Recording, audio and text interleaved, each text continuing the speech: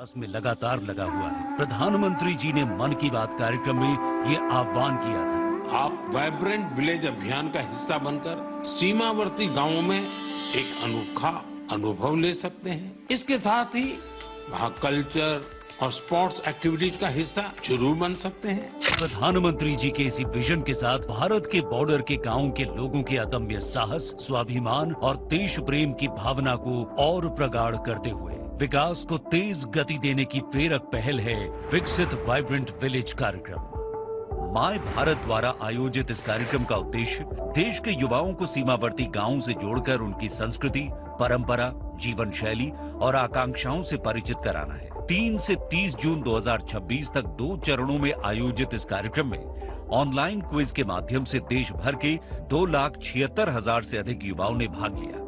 इनमें से चयनित 403 युवा स्वयं सेवकों को प्रशिक्षण के बाद लद्दाख, हिमाचल प्रदेश और उत्तराखंड के 74 सीमावर्ती गांवों में भेजा गया। आईटीबीपी के मार्गदर्शन में युवाओं ने सीमा सुरक्षा, आपदा प्रबंधन, योग और नेतृत्व का प्रशिक्षण प्राप्त किया। स्थानीय परिवारों के साथ रहकर उन्होंने सीमांत भारत की समृद्ध विरासत को निकट से जाना। ग्राम पंचायतों, किसानों, महिला स्व सहायता समूहों और स्थानीय समुदायों से संवाद के माध्यम से स्वयं सेवकों ने ग्रामीण विकास, आत्मनिर्भरता, स्थानीय आजीविका और महिला सशक्तिकरण के सफल मॉडल समझे। वहीं करियर काउंसलिंग ने सीमावर्ती क्षेत्रों के युवाओं को बेहतर भविष्य हेतु प्रेरित किया। स्वच्छता अभियान, पर्यावरण संरक्षण, एक पेड़ वीरों के नाम के तहत वृक्षारोपण और नेशन फर्स्ट चैलेंज के माध्यम से स्वस्थ जीवन शैली और घरेलू पर्यटन को बढ़ावा देने का संदेश भी दिया गया।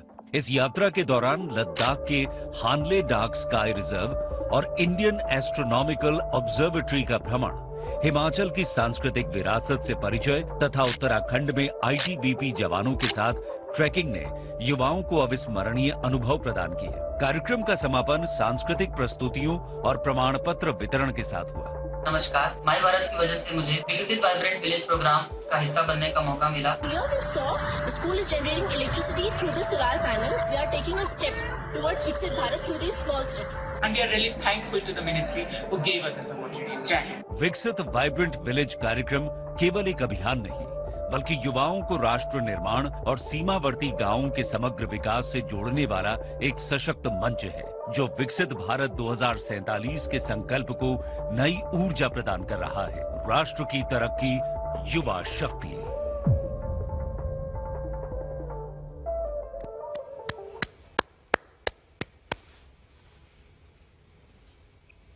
जिस क्षण का हम सभी को इंतजार था वो अब आ गया है।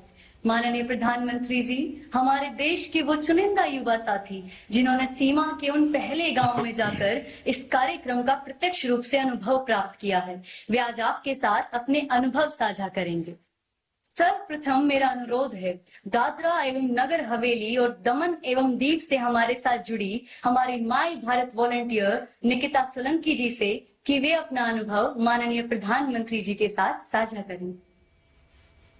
नमस्कार झूले माननीय प्रधानमंत्री जी, मैं सोलंकी निकिता प्रवीण, केंद्र शासित प्रदेश दादरा एवं नगर हवेली दमन और दीव से माय भारत की स्वयं सेविका हूँ सर। केम छो? जी सर। केम छो? सर बहुत मजा में, તમે કેમ છો? આપણે એવા ને એવા।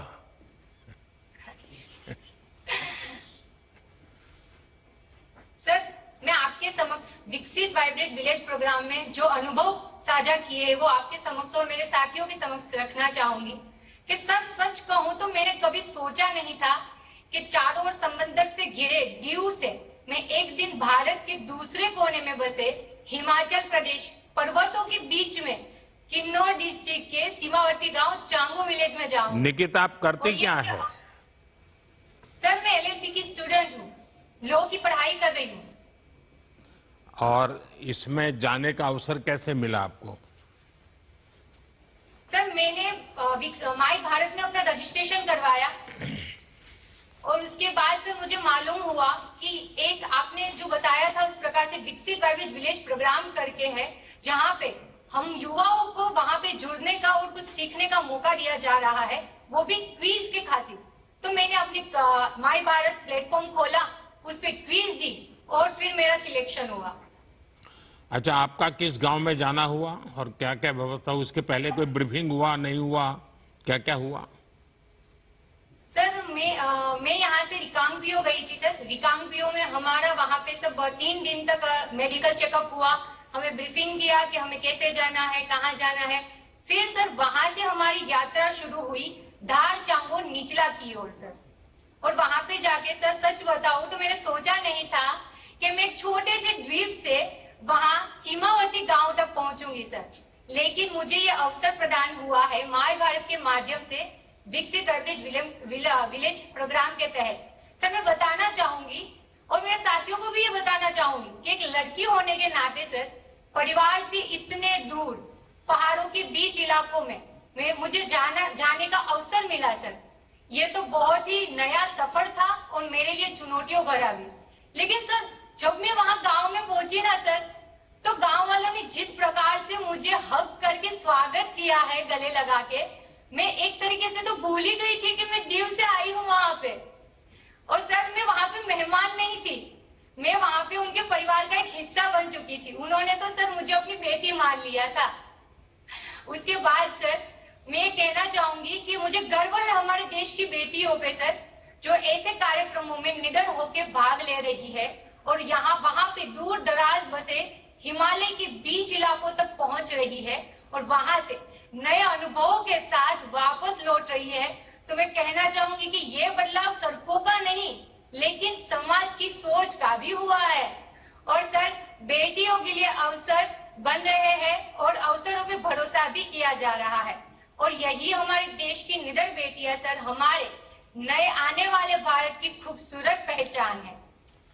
निकिता जी, आपको संभवतः पता होगा कि हर दिवाली में अपने फौजी भाइयों से मिलने मैं बॉर्डर पर जाता हूं।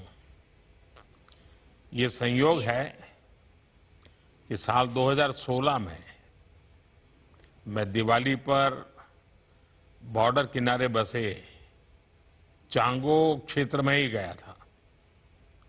ओ सर निकिता, आप चांगो के जिन गांवों में गई, क्या वहां महिला प्रधानों या जन प्रतिनिधियों से मिलने का अवसर मिला? हाँ सर मिला ना हमें सर। मैं जब चांगो धार का भ्रमण कर रही थी गांव का, तो वहाँ की प्रधान, वहाँ पंचायत के प्रतिनिधि, महिलाओं, किसानों, बुजुर्गों और बच्चों से सब मैं मिली, उनसे बातचीत की। और जब मैंने महिला प्रधान से सब बातचीत की तो पता चला सर मुझे कि वो घर भी संभाल लेती है, खेती भी संभाल लेती है, वहाँ पे जॉब भी कर लेती है। और उससे सर मुझे एक हिंदी फिल्म का डायलॉग याद आ गया, वो स्त्री है कुछ भी कर सकती है। उनसे जो बातें हुई आपको, क्या कोई कठिनाइयां भी बताती थी क्या, या उनके जीवन की कुछ विशेषताएं हैं जो हमारी तरफ नहीं होती है? ऐसा कुछ आपके ध्यान में आया क्या? हाँ सर, मैं जब यहाँ रिकांगपियो से चांगो के लिए सर गई तो मैंने तो अपनी तैयारी कर रखी थी कि वहां पे मैंने देखा था सर रील्स में कि वहां पे नेटवर्क्स नहीं होते, वहां पे लाइट नहीं आती सर। और जब मैं वहां पे निकली सर और मैंने जो रास्ते देखे सर, पर्वत, इतने ऊंचे ऊंचे पर्वतों और ढलान वाली जगह पे इतने पक्के रास्ते, तब मैं सोच रही थी। फिर मैंने वहां के लोगों से जाके बात की, उनसे पूछा कि ये कैसे है। तो वो बोल रहे थे कि पहले ये सब नहीं था, पहले हमें बहुत तकलीफें होती थी, लेकिन ये सिर्फ संभव हो पाया है हमारे प्रधानमंत्री ग्राम सड़क योजना के तहत ये सड़कें बनी है। और साथ ही उन्होंने ये भी बताया मुझे, ये भी बताया कि पहले हमारे घर पे ना पीने का पानी नहीं आता था, लेकिन अब हमारे प्रधानमंत्री जी की वजह से आज जल जीवन मिशन के तहत हमारे घर पे पीने का पानी मिल रहा है।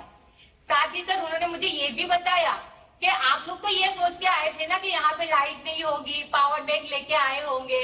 तो मैंने बोला कि हाँ, तो उन्होंने बताया कि नहीं, यहाँ पे 24 घंटे बिजली रहती है और नेटवर्क कनेक्टिविटी रहती है। और यहाँ पे प्रधानमंत्री जी के वजह से आयुष्मान भारत के तहत हम सभी लोगों का स्वास्थ्य पे भरोसा भी बढ़ा है और हमारा जीवन आसान हुआ है। सर एक बात बोलूं मैं आपसे? हाँ बताइए।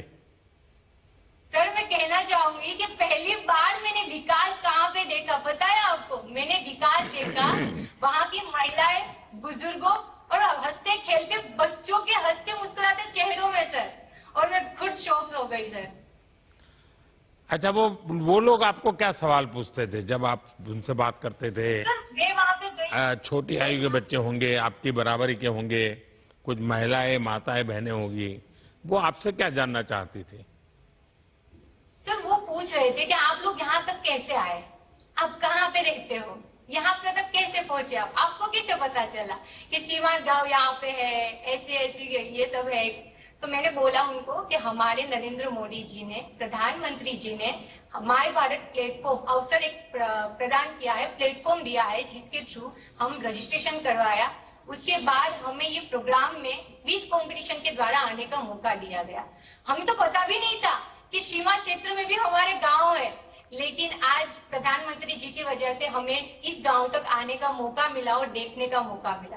सर मैं बताना चाहूंगी कि वो जब मुझे पूछ रहे थे ना कि आप कहाँ पे रहते हो, तो मैं बताती थी कि मैं ना दादरा एंड नगर हवेली, दमन और दीव में रहती हूँ। तो कि वो कैसा दिखता है, तो सर मैं बड़े प्यार से बता दी। वो समुंदर के लिए पूछते होंगे कि समंदर कैसा होता है, क्योंकि आप तो समुद्री तट से गई थी। तो हाँ सर, मैंने उनको बताया। और छोटे छोटे सर बच्चे भी पूछ रहे, दीदी आप कहाँ से हो, कैसा दिखता है आपका गांव? तो मैंने उसको बताया कि हमारे द्वीप पे चारों ओर समंदर है।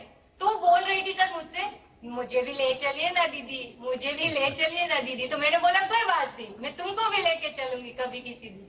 अच्छा, आने के बाद उनसे संपर्क रखा है?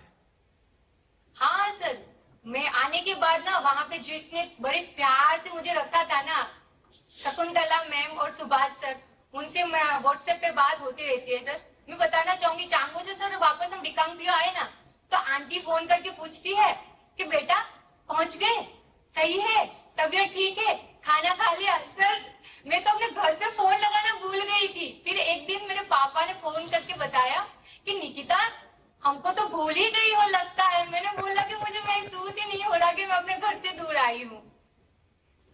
अच्छा निकिता जी, आप पहले भी कहीं गई हैं ऐसे अकेले घूमने, अपने तरफ अपनी हिम्मत करके कहीं जाना हुआ, ऐसा कभी हुआ पहले? नहीं सर, ये पहली बार। अच्छा, पहली मुझे बार अवसर हुआ। मिला था। तो घर के लोगों को क्या लग रहा है अब?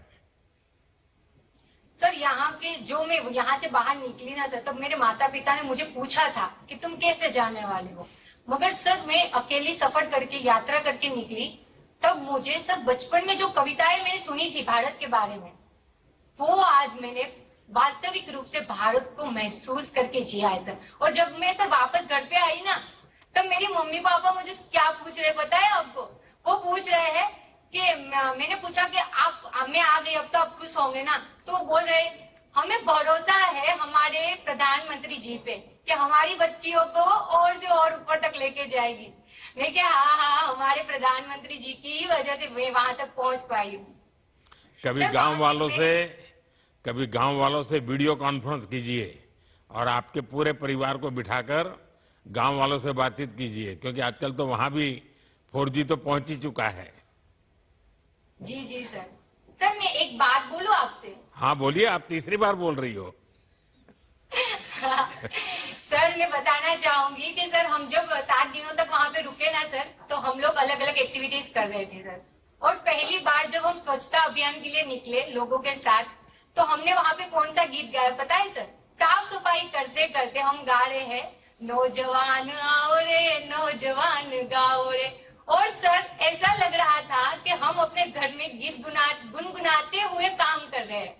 और सर उससे भी बड़ी बात आपको बताऊं, ये थी सर, हम दूसरे दिन गए बच्चों के साथ खेल कूद करने के लिए सर। हम वॉलीबॉल खेल रहे थे और वहाँ के बच्चों के साथ मिलके सर जो हमने नारे लगाए हैं सर, आप सुनिए जरा। वो नारे ये थे सर, हम शिव शक्ति हैशा, हम युवा शक्ति हैशा, हम जीतने वाले हैशा, हम आदि शक्ति हैशा। सर ये सुन के तो पूरे बॉडी में रोंगटे खड़े हो रहे थे।